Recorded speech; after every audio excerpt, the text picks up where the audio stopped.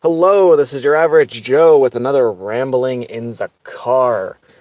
And this is something I was going to go ahead and make a video about a little bit later, but I really don't think I'm going to have the time to, so I figured since I have this glorious amount of time right now, I'd go ahead, jump on in, and handle this topic. And the topic is MGTOW. Men going your own way, men choosing what it is you will do with your life, and not agreeing with the societal standards placed before you or the message given to you by feminism. You must be out of your mind. Observable reality? Please, that doesn't exist. Patriarchy theory is all. Hello, Joe. Hello, Bob. I read your message as soon as I said hello, so, that's a little bit of a fun mishap to start off. But,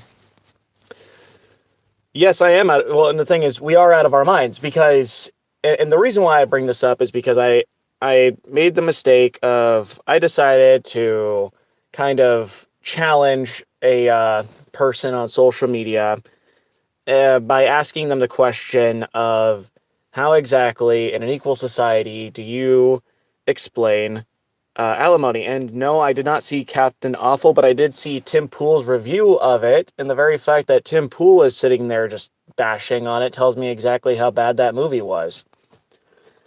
But really, what I thought was funny about that conversation is I made one paragraph basically about, just kind of like asking the question of why does it have to be, because this was in response to, let me go ahead and clarify that first.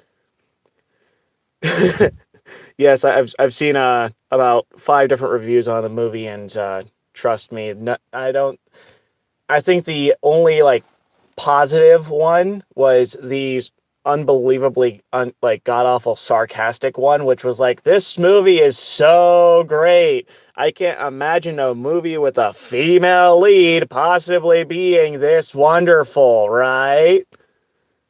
But to go ahead and clarify how this conversation started, this was off of, if you've been on social media lately, there's a meme that was going around in regards to women now having to sign for the drafts.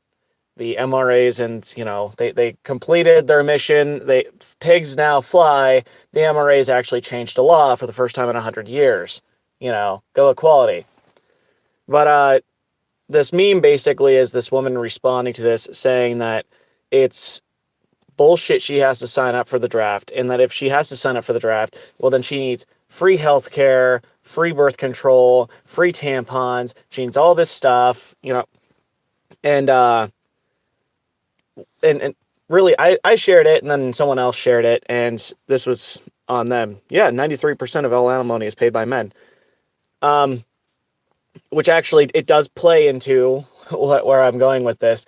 So in this discussion, one of my other people that's on my social media, I wouldn't really call them a friend, they're just more or less of an acquaintance. But they shared it, and I made a comment, and of course, I get this, I see in the comment section, there's this blatant feminist, so I'm like, well, I'm gonna go ahead and I'm gonna rock the boat, just go ahead and ask some questions and see how this goes. Did I give myself a thumbs down? I don't believe so, but I guess, oh wow, do I finally have someone that's giving me thumbs down? Oh well. But in any case, when it comes to the concept of the conversation, she goes ahead and tries to basically protect what this woman was saying, where she's saying that it's not equality that she has to sign up for the draft like men, and that she doesn't get special privileges for just being a woman. But so I went ahead and I responded to this, and there's a point to this. It's not just, oh, bullshit on social media. I'm getting to a point with all of this. And my response was, explain alimony, explain the concept of equality, and explain exactly like where exactly you think that women are right now in society, where exactly they are oppressed. What is holding women back in a modern society? And the reason why I bring this up is because I get the same exact response every single time that I ask these questions. And that is a cut and paste copy. And I freaking know exactly where this comes from too. I even have the goddamn link for it because I've seen it so many times. There's a cut and copy paste thread on Reddit where you basically, for if you're a feminist, you cut and copy this, and what it is it's entire sections of patriarchy theory taken out of a gender studies book, put online, so that way if anyone questions you about feminism, you just cut and copy and paste, and you throw some of your own words in there and call it your own argument. And women are strong. Yeah, no, exactly. They women do not need men until, it's time for the bills to be paid, and then they need that child support. Like, boom, child support. There we go. Give me your alimony. Give me your money. Give me your things. I deserve them all. I have vagina power. I am here and almighty. But the reason why I thought this was extremely interesting was, so I went ahead and, against better judgment, instead of just dropping it, and it was really because she started pulling this stuff when I wasn't, like, I made one comment back. She posted like 7 paragraphs of stuff back, and I didn't comment back or do anything like that. I was going to let it go. And then she suddenly starts dropping basically towards this acquaintance all of these negative things about me. Like I was putting comments on there and deleting them and doing all these other things and, antagonizing her, and I was harassing. And I'm like, well, stop, hold up. I haven't done anything to you. I haven't, done anything about that. And this is not the first time that I've seen this. And in fact, this is not I'm not the only guy that talks about this either. But the reason why I talk about this is because what we're seeing right now in society is when you challenge feminists, they do 2 things. The first one is they immediately reverts to patriarchy theory as if it is complete, factual, like this is reality. This is patriarchy theory is reality. Even though observable reality in every record of human history that we have at this point, if the records are to be trusted to a certain degree, there's a plus or, there's a plus of, minus of degree of certainty on this. But if we're to be able to be trusted, to trust what we see in history, here's observable reality in a nutshell, 30 seconds or less. Let's see if I can do it. Life used to be a hell of a lot harder, so women took an easy way out. That easy way was marriage and children. And men have always been used for the disposable items and disposable income and disposable resources as to pertain to bettering women's lives. End story. That's it. So I went ahead and I comment that back, of course, detailing out a bit more. And I get this, I must be out of my mind. How dare I question patriarchy theory? How dare I think about observable reality? How dare I question something that is so twisted in its logic and in its function? Because the thing is that, and I went ahead and, I didn't, this is not like a whole, engagement, whatever. I made 2 comments and I walked away from this, but I've been thinking about it ever since, in the fact that I've been seeing this happening more and more and more. There's more and more and more of these women now that every time there's even so much of a question about feminism, they're jumping on you and slamming you with patriarchy theory and, trying to get, well, we need you male allies. We need you. Yes, do not trust or thrust women. Absolutely not. I don't trust. Here's the thing. I trust people about as much as they can throw me. Not I can throw them, as they can throw me. So if they can't even pick me up, I don't trust them. Period. End of story. That's a very simple, that's my rule about it. If they can't pick me up, I don't trust them. So, because the common phrase was, I trust you as much as I could throw you. Well, I can toss you off of a building and, that would go pretty far. So that's a lot of trust there. But if you can't pick me up, that's not happening. So, but, really the reason why this has been something I've been fascinated with, it's something I've been thinking about, is it goes into it's an act of desperation. Yes, words are magic spells. And that's exactly what this is they're trying to spin a spell, because what I've noticed is, and the reason why I wanted to talk about this is, they are actually beginning to freak out. They're beginning to get desperate. They're beginning to see the end of the line, or at least what they consider the end of the line, which is why they're trying to pull out all the brakes and all the stops. They're trying to, I mean, just this morning, they've gone ahead and they're eating Alyssa Milano alive because apparently Melissa Milano attempted to check off all of the intersectional oppression boxes, and that's not really working out for her. But what we're seeing, the reason why this is happening is not just because of, some random concept of, oh, well, she's not really that, intersectionally oppressed. It's because they are so desperate to try and find this purity of patriarchy, this purity of oppression, this purity of intersectionality, that anything less than what they consider the most pure intersectionally oppressed person will not fly. They will not be able to sustain themselves. They are not the epitome of it. They're looking for like the feminist messiah, basically. How intersectionally oppressed are you? Can you match everything on these boxes? Can you hit them all and cause this all to happen? And anyone that questions this, anyone that brings up observable reality and shows them this is not at all something that's real, this is not something that's actually relevant. And the thing is, it's not even something that's considering anything at all that's observed, like in reality. It's desperation. And yes, Roseanne also said that. Yes, I actually saw that. And what's happening with this is, let's see, patriarchy is real. Google proved women are paid more than men for, yeah, exactly. And that's the thing is, and I actually did cite that. And here's the two things that I also noticed about that argument. The first one was she never answered my question about how do you explain alimony in equal society. And the second one was she never even so much as touched on the Google thing. So that tells me that that's exactly what, because I was reading through her comments. I'm like, wait a minute, I've seen this before. And if you go on Reddit and you type in, I know this is going to sound crazy. If you type in feminist patriarchy theory, they do have an entire like 10-page long paragraph thing that's broken down so you can copy and paste it and use it in your arguments. And it's actually built for that. I'm not sure if that thread is still up, but I knew it was up about a week ago. But what it is it's a desperation now because feminism is in control. Women are in control. They're no longer the oppressed group. They're no longer the oppressed minority, which is the reason why we see the feminists now turning on themselves. And you have Linda Sarsour attacking Nancy Pelosi. You have Alyssa Milano being eaten alive. You have the transgender, versus the TERFs now. It's these things are happening because in their ability to control things, they have to be oppressed in order to be able to get power. They have to get, who hurt me? Her name was Jack Daniel, and she wasn't intersectional enough for me, and it broke my heart, and I don't know how to handle it, but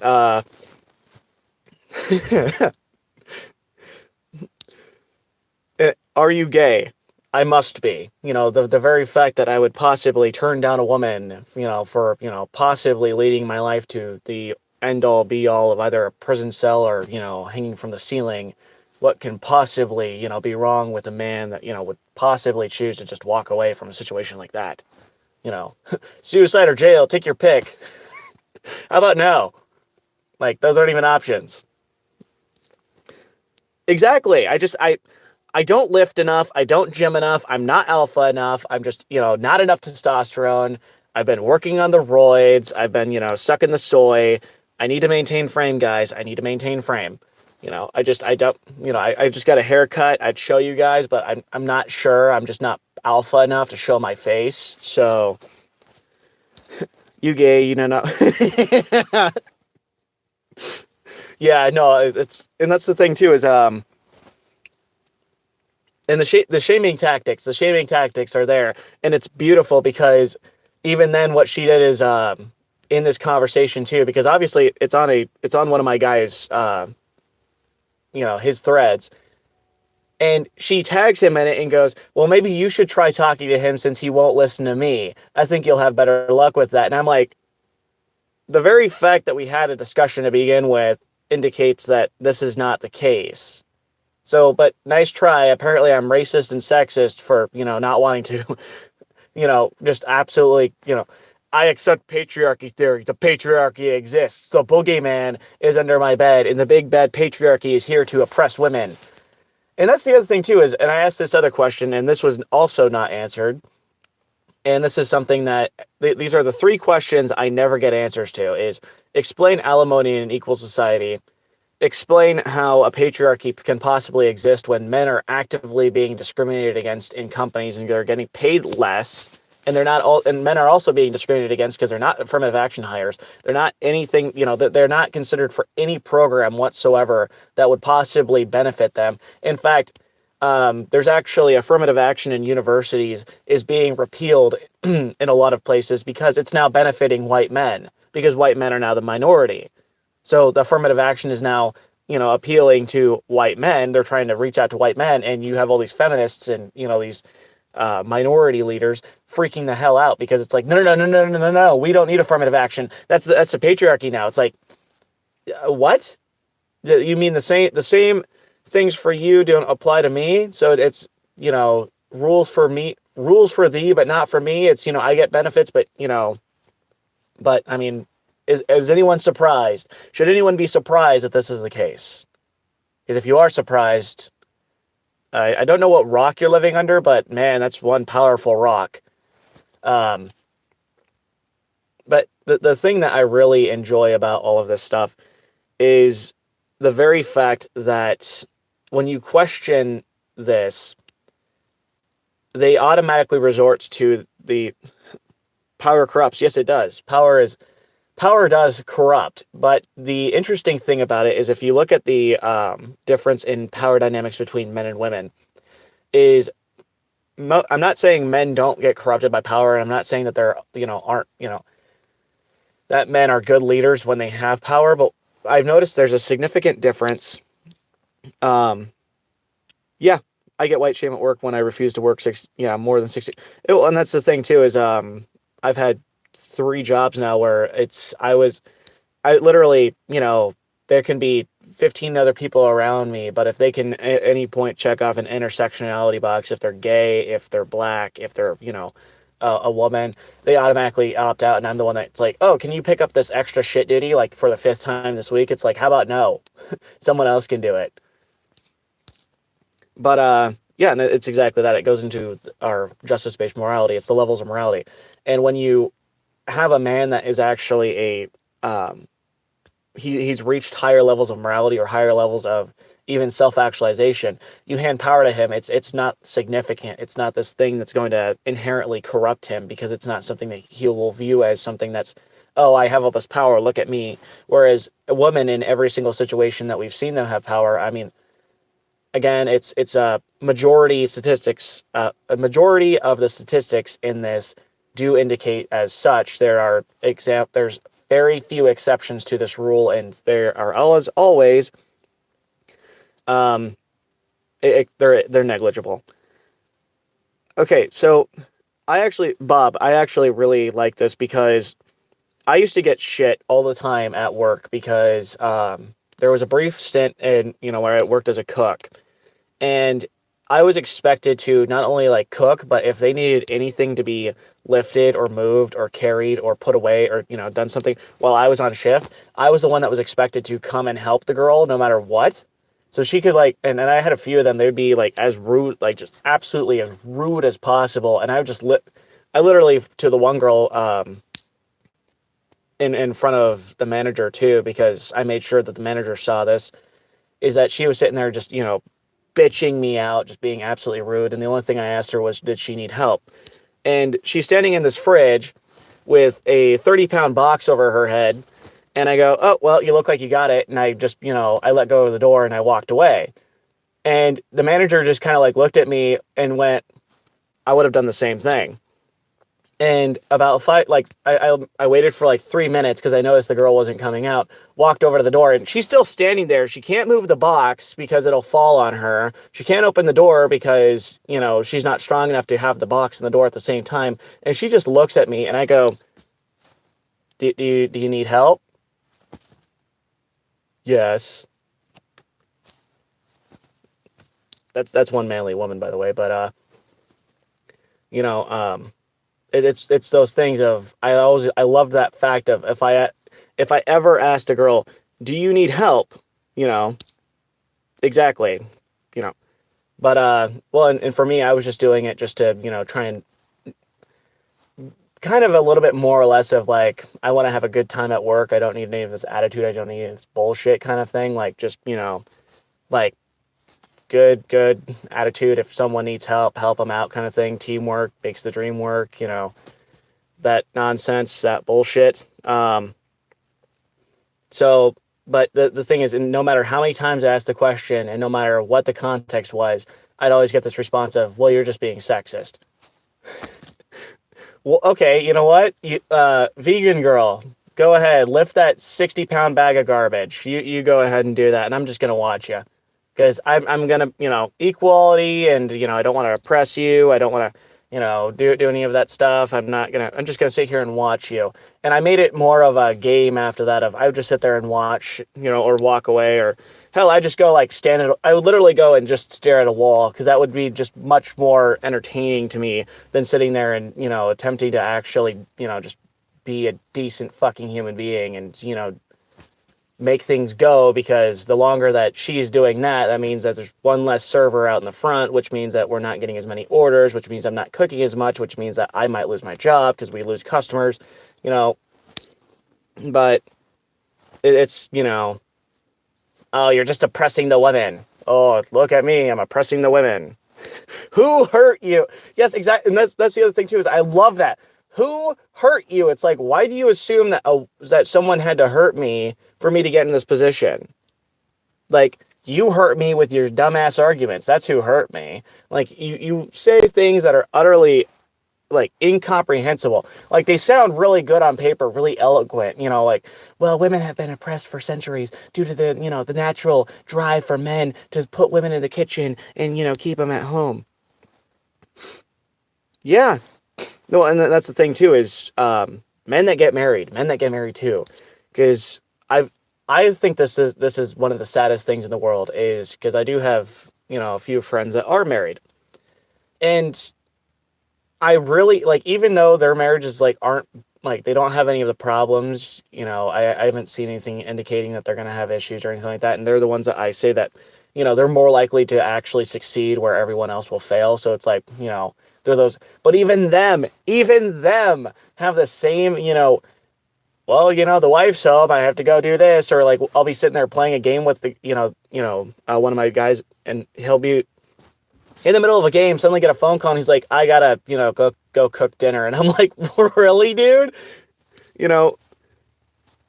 When is she coming home? In like 2 hours? What? So, because they'll get in fights if he's playing video games and, oh, well, you didn't do this. Well, do you not have friends too? Do you not go out and do things too? Do you not actually have like a life outside of your marriage? So, but hey, this makes me insane and, unhinged, and I'm out of my mind because I'm a single man demanding that, you just do things that you like and enjoy and, want to do. No, these are things that, I'm insane. You must be out of your mind. How dare you question, the validity of marriage and these things that, work so well.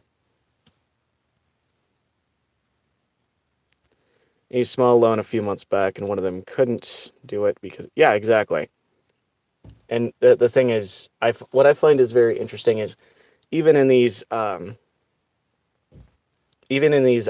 traditional marriages, like, because I even know some guys that that's all they talk about. I have a traditional marriage, like I'm the man in the house. I do this and that, and I'm like, really? Because guess what I still see. Guess what I still see in this relationship. It's not a partnership. It's not even like, like a 50-50, like, let's figure something out. It's, you ask her, well, what do you think about this?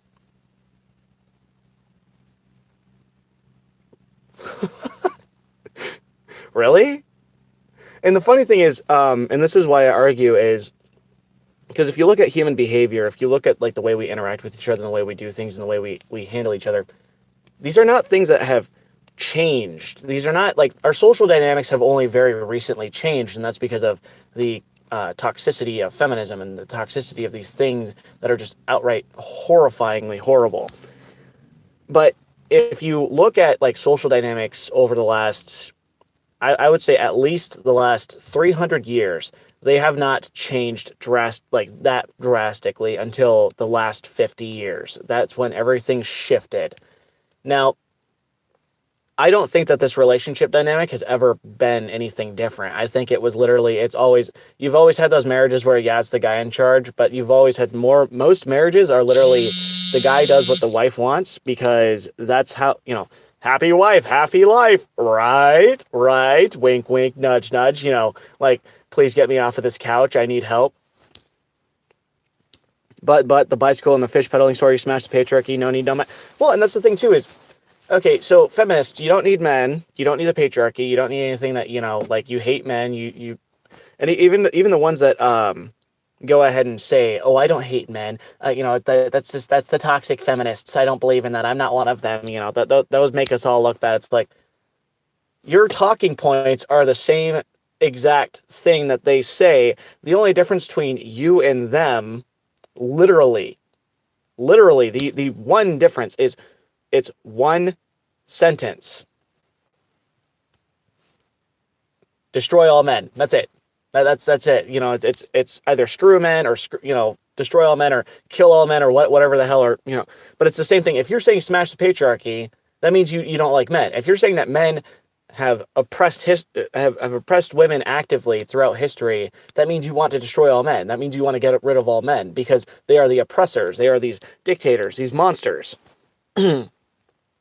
But there's no point in where you suddenly or randomly just shift and become, oh well, I'm not so much of this, I'm not so much of that. It's no, you believe in the same thing. The only difference is they're more vocal about what they actually want to do. So because and I love the selling point because they try to get these men to come in because even though they say they don't need men, we need all these male allies. For what? How many times can you cuckold a guy before it gets boring? How many cucks do you need around you before that gets boring? How much soy do you need in your life before that gets boring? I'm just curious. I want to know. But, or do I? Twilight Zone. Do, do, do, do, do, do, do. Oh, yeah. Well, welcome. I do believe that's Eliu, the young MGTOW. Yes, was it through the listening post?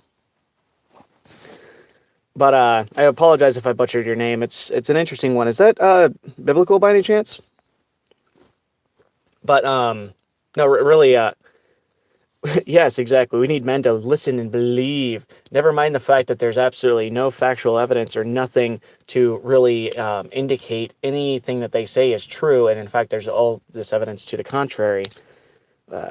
Let's see. Do you see Colatane's video, Communism for Two? I need to watch that because I haven't seen it yet, but that sounds hilarious. Now, I really, honestly, I think that the point in this that I'm trying to make here, that I can go ahead and wrap up at this point, because I don't want to go on too long, and I don't need my phone to die on me again and drop the stream. But the thing is, expect this concept to start happening, because we've been talking about this for a while now, is the online shifting into the real world. Now, there's a few guys that have been talking about it. I know When in Doubt's talked about Project Mayhem, and he has these concepts about shifting MGTOW into a real life circumstance. But I'm also going to say that what we also need to start watching out for is the inverse of that. We're going to see the active feminist component of this coming into a reality as well. You're going to be targeted if you're a single man. You're going to be targeted if you're a man that speaks anything but patriarchy theory. If you do not agree with the feminist talking point, your name will end up on a book. If, in a little blacklist, you will find yourself blacklisted, and you're going to find yourself in a world of hurt too. And yes, it's doing the right thing for a change.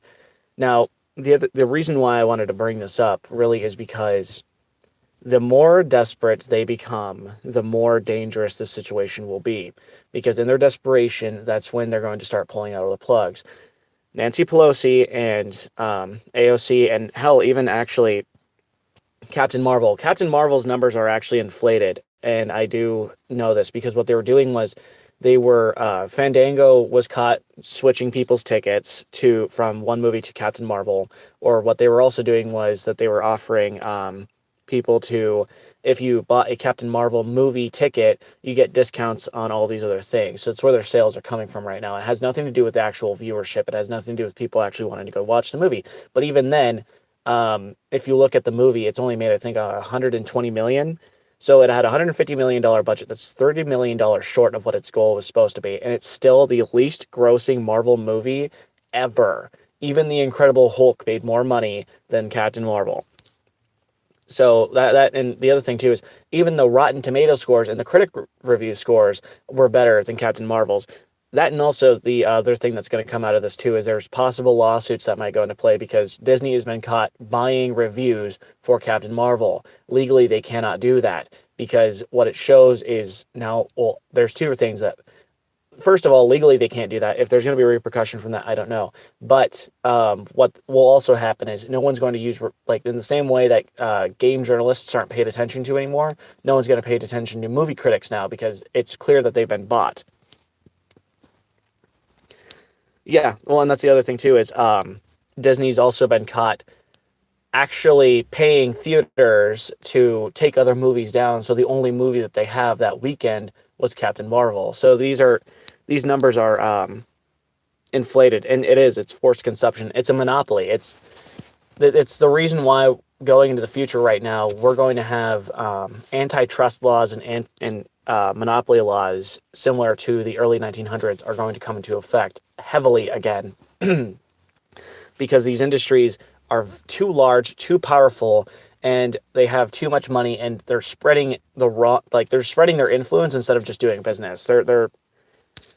Yeah, exactly. Vote with your money. Vote with your money. But again, phone's about to die, so I'm going to go ahead and finish this now. Thank you all for coming on. I know this was a bit of a short one and a random one, but as always, I like to do a little bit of a guerrilla live stream every once in a while and ramble in the car. But I do genuinely believe that the more desperate these people become, the more dangerous this situation is going to be, and the more damage to men's lives is going to happen. Me Too was a test. It was not even the full extent of what it's capable of. It was a test run for the weaponized system, and the weaponized system that they've created is the law system right now. So be on your guard. Do as Bob always says, protect yourself from your past, and I argue protect yourself from your future. Literally, there's no time right now that you need to just be like, oh, I'm going to be safe in this amount of time. That doesn't exist. Like, I'm not here to sell paranoia. I'm not here to sell fear. I'm just telling you, it doesn't exist right now. There's nothing that indicates that we're going to just walk into like a happy utopia future and everything's going to be freaking hunky-dory and like none of this happened. This is going to have repercussions for the next century, at the very least, the next century. So within my lifetime and possibly, if I do have children, their lifetime and possibly my grandchildren's lifetime, these are going to be things that will affect everything. To an extent, Bob, but there's other things too that I would say that making certain decisions so instead of doing it retroactive protection is good, but I argue proactive protection as well. And that's what MGTOW is. MGTOW is proactive protection. If you're doing just the basics of MGTOW, which is ghosting, stick to yourself, improve yourself, focus on your life and your own goals, congratulations, you're a proactive person. So you're proactively protecting yourself. But be aware, guys, this is going to, what we've seen so far, that was the opening show. This is about to get a hell of a lot more crazy. So, as always, thank you very much for coming on and listening. I look forward to making more live streams for you guys. And to quote the immortal Sand